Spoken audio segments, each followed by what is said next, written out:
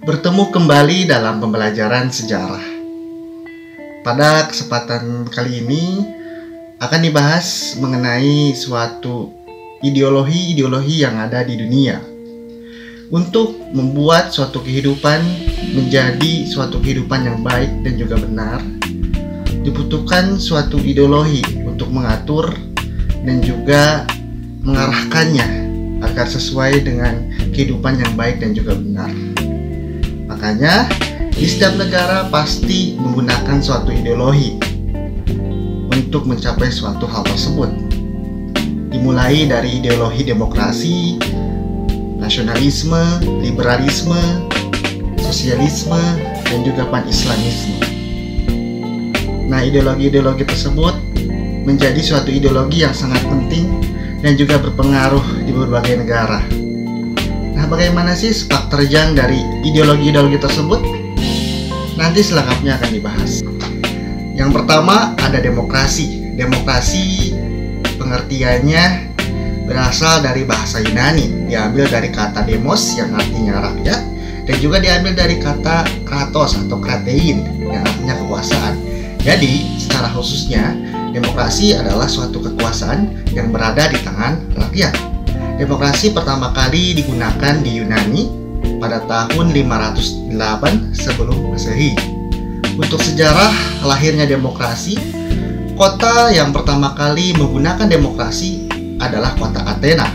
Kota Athena ini adalah merupakan suatu kota yang ada pada zaman Yunani kuno.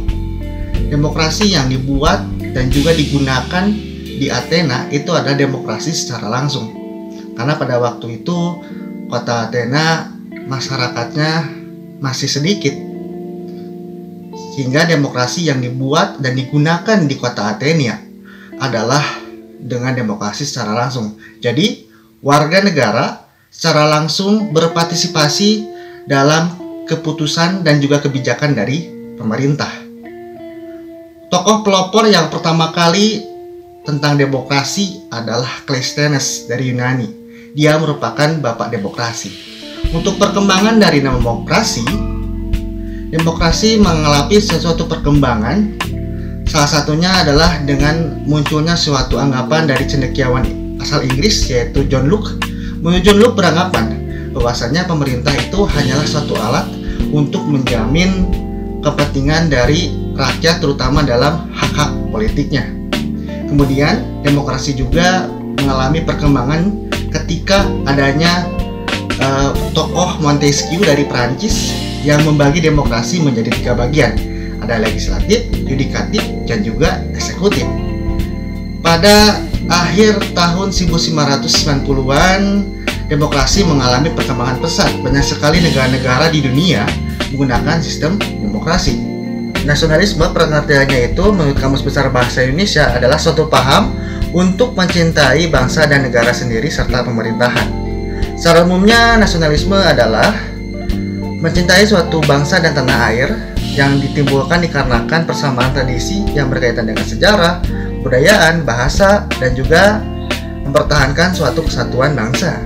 Untuk sejarah lahirnya nasionalisme ini muncul di Eropa dikarenakan suatu pergerakan dan juga revolusi. Dikarenakan pemerintahan di Eropa memiliki sistem secara absolut atau senang-wenang, sehingga membuat rakyat tersebut tertindas dan menimbulkan suatu persamaan hak dan juga kebebasan. Dari persamaan hak kebebasan tersebut memunculkan suatu kesadaran untuk melaksanakan gerakan nasionalisme. Nasionalisme juga muncul di negara Asia dan juga Afrika. Ada beberapa peristiwa yang menjadi tanda munculnya nasionalisme, seperti peristiwa Magna Carta pada tahun 1215 di Inggris, peristiwa Bill of Rights pada tahun 1689 di Inggris, peristiwa Revolusi Perancis, dan peristiwa Renaissance. Untuk perkembangan dari nasionalisme juga berkembang selain di Eropa, di negara Asia dan juga Afrika. Misalnya di Afrika muncul di negara Afrika Selatan, Turki, dan juga Libya. Di Asia, nasionalisme muncul di daerah Turki, kemudian Cina, dan termasuk di negara Indonesia. Gerakan nasionalisme di Asia Afrika itu dikarenakan untuk melawan imperialisme dan kolonialisme dari bangsa Barat atas wilayah Asia dan juga Afrika. Gerakan nasionalisme di Afrika itu dilatar belakangi oleh yang pertama, karena memiliki persamaan karakter, persamaan nasib, sama-sama terjajah oleh bangsa Barat. Yang kedua, karena ingin memperbaiki kehidupan secara makmur dan juga sejahtera yang dilandasi atas persatuan dan kesatuan bangsa. Berikutnya ada liberalisme. Liberalisme menurut bahasa Latin artinya itu liber, ya, yang memiliki makna bebas, ya. Bebas di sini memiliki maksud yaitu kebebasan berpikir.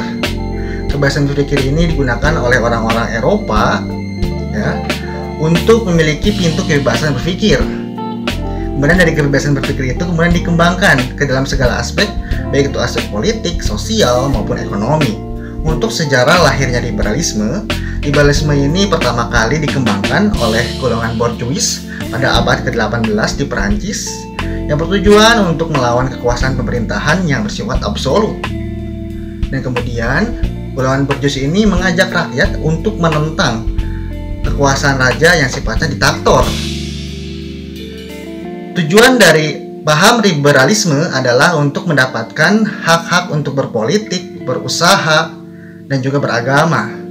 Setelah Napoleon Bonaparte berkuasa, paham liberalisme ini disebarluaskan ke seluruh negara dengan semboyan liberty, egalite, dan fraternite. Untuk perkembangan dari liberalisme, paham liberalisme ini dimulai ketika pada masa zaman Renaissance yang kemudian berkembang pada zaman Orde Baru. Paham liberalisme juga menjadi suatu landasan dalam peristiwa revolusi-revolusi di negara. Misalnya revolusi Perancis, revolusi Inggris, dan juga revolusi Amerika. Dan juga paham liberalisme itu dipraktikkan dalam segala bidang. Misalnya dalam bidang politik, dengan adanya anggapan bahwasanya dalam terbentuknya suatu negara itu dikarenakan adanya kehendak dari suatu individu-individu, sehingga memunculkan bahwasanya kekuasaan tertinggi dalam suatu negara itu adalah kedaulatan rakyat atau di tangan rakyat.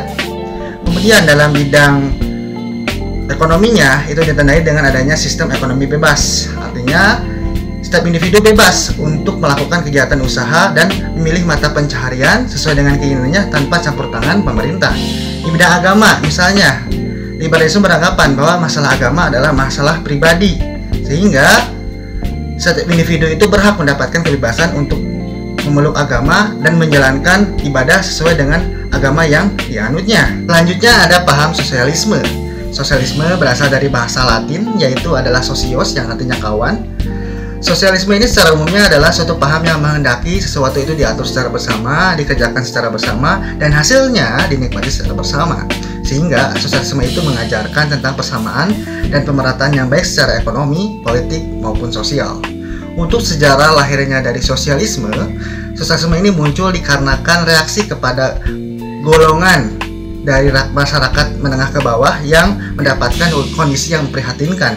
Ditambah juga dari golongan para pekerja dan para buruh pabrik yang bekerja di pabrik-pabrik dan juga di pusat industri yang mendapatkan gaji yang terbatas dan tidak mendapatkan hak untuk berpolitik. Tujuan dari sosialisme itu adalah untuk mewujudkan masyarakat yang sosialis dengan jalan mengendalikan secara kolektif sarana produksi. Sosialisme ini dibuat oleh Karl Marx, kemudian berkembang dalam peristiwa-peristiwa revolusi Rusia dan juga revolusi Cina.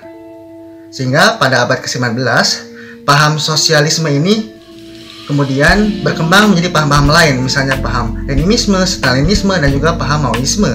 Untuk perkembangan dari paham sosialisme, sistem sosialisme ini sering digunakan oleh negara-negara Eropa Timur dan juga negara Asia, dikarenakan pengaruh dari negara Uni Soviet.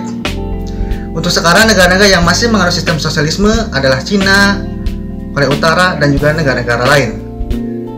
Untuk di Indonesia, sistem sosialisme ini berkembang karena kaum intelektual di Indonesia banyak yang menuntut ilmu di negara-negara yang sosialis sistemnya. Dan golongan sosialis itu di Indonesia berkembang pada masa zaman pergerakan nasional. Berikutnya ada pan-islamisme. Pan-islamisme pengertian secara lebih luasnya adalah suatu kesadaran adanya suatu kesatuan dari umat Islam yang diikat dalam kesatuan dan kesamaan agama yang kemudian membentuk suatu solidaritas sedunia. Untuk secara khususnya, pengertian dari Pan-Islamisme adalah gerakan untuk mempersatukan seluruh umat Islam. Nah, Pan-Islamisme ini, istilah tersebut itu pertama kali dipaparkan oleh Al-Tahtawi dengan istilah persaudaraan.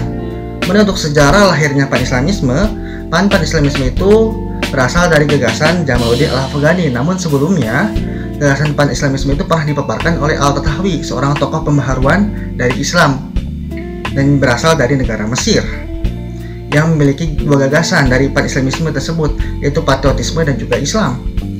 Pan-Islamisme ini muncul dikarenakan pada awal abad ke-20 terjadi kemunduran dari negara-negara Islam, sedangkan negara-negara Barat mengalami kemajuan dalam pengembangan kekuasaan. Nah, pengembangan kekuasaan dari negara Barat lah yang dianggap dari Jamaluddin Al-Afghani sebagai suatu penjajahan yang harus dilawan oleh negara-negara Islam dengan bersatunya negara-negara Islam. Nah, Pan-Islamisme juga menjadi suatu inspirasi bagi negara-negara Islam untuk melakukan gerakan nasionalis melawan penjajah. Berikutnya adalah perkembangan dari paham Pan-Islamisme. Paham Pan-Islamisme itu dikembangkan oleh tokoh Jamaluddin Al-Afghani yang kemudian berpengaruh bagi tokoh-tokoh lain semisal Said Qutb, kemudian Ayatullah Khomeini, dan juga tokoh-tokoh lain. Paham Pan-Islamisme ini berkembang cepat ke seluruh negara-negara Islam semisal Turki, Mesir, Libya, Arab, dan juga negara-negara Islam yang lain. Dan juga dalam perkembangan Pan-Islamisme juga itu ditandai dengan berdirinya Liga Dunia Islam pada tahun 1962. Dan paham Pan-Islamisme juga mendorong terbentuknya organisasi-organisasi Islam di Indonesia, semisal organisasi Nahdlatul Ulama, Muhammadiyah, organisasi Syarikat Islam, dan juga organisasi Islam yang lain di Indonesia. Mungkin itu materi tentang pemikiran ideologi-ideologi yang ada di dunia. Semoga materi yang sudah disampaikan bermanfaat buat kalian menjadi suatu wawasan. Tetap jaga kesehatan dan terima kasih.